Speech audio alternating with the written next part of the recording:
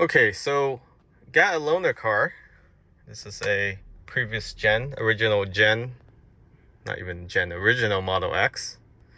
I just forgot how clunky a lot of the stuff were. So the refresh Model X is definitely more refined than even the 3 or the Y, the latest 3 and Y.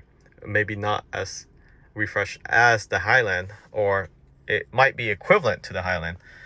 But just turning the wheel,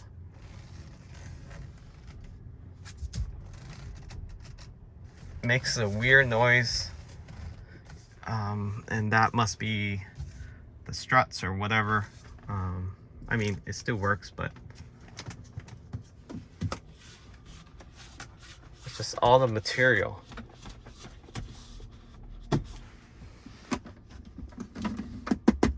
This feels really cheap. Forgot how cheap these feel, but we had nothing to compare it with.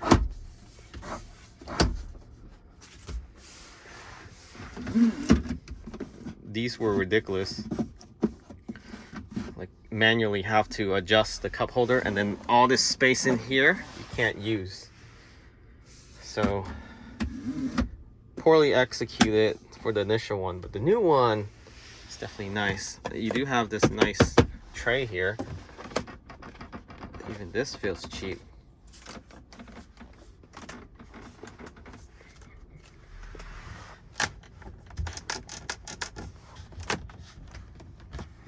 Yeah, you don't hear this in the new Model X. This signal, I didn't know this before because nothing to compare with, but this is straight from Mercedes. Super cheap feeling compared to the Tesla design one now. These scroll wheels used to fail often. It breaks the housing holding this wheel to let it spin. It breaks on you. At least the leather on this wheel is real. Feels really nice, actually. So the stock, again, very clunky. This door.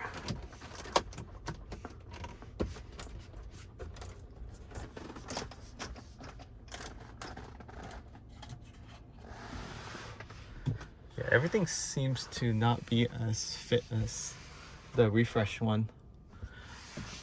Alcantara feels the same. No rear display. Although these seats feels a lot softer and nicer than the perforated ones in the refresh one. So this feels a lot more comfortable than the refresh seats. So because of the ventilated seats, you do sacrifice seat comfort. This has to be the most comfortable seat. I believe this is the Gen 2 of the seats, and it just feels very plush. It has a decent amount of bolster. You can see how much you can squeeze this versus the new one. The new one is more like BMW type of seats versus, let's say, Lexus. This is more like a Lexus plush seat. So I'm not gonna go into too much detail, but you get the point. I wish Tesla have brought back this seat, but the ventilated seat is nice too, especially if you live in hot climate.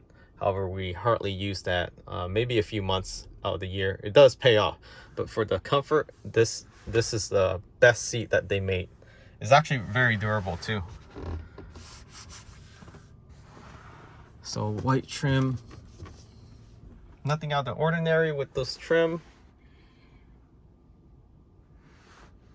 Yeah, mirror's still the same. This housing is different now. You still have this beam or this housing to run the wires, but outside of that, this has been changed with the hardware 4. Even the hardware 3 had a different housing. You still have your magnetic mirror. This hasn't changed. So people complain that this is too small. You can actually double the size, and you can adjust it too. So if the sun is hitting you a little higher, you can adjust it like that. So I don't know why people complain. And then for the side, it actually goes down like that, so you can block the side sun. And then just leave it there, close it,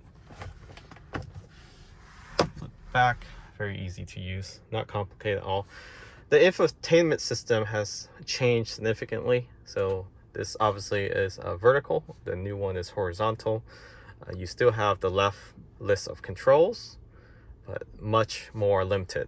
I didn't realize how important the blind spot camera was until I turned on the signal here, and there's no video feed to show the fender repeater camera. So take that for granted, although it's in an awkward position.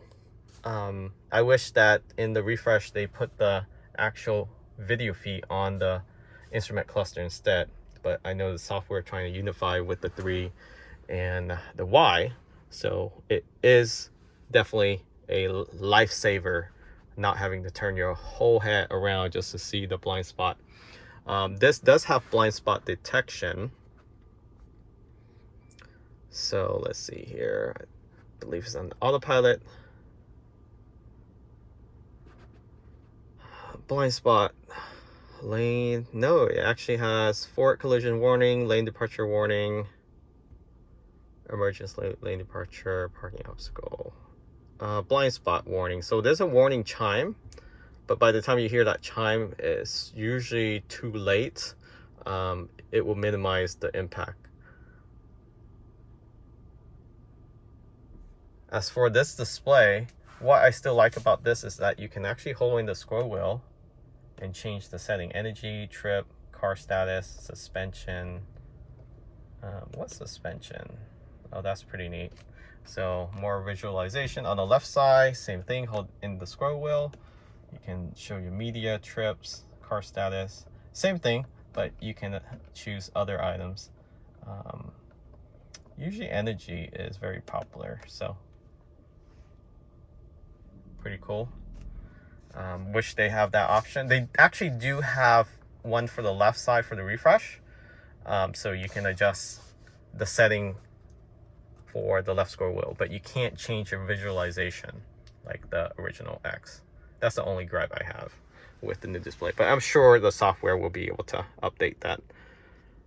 Glove box is still super small. This is extremely small, probably the same size as the refresh, but the closing of it, this is very clunky.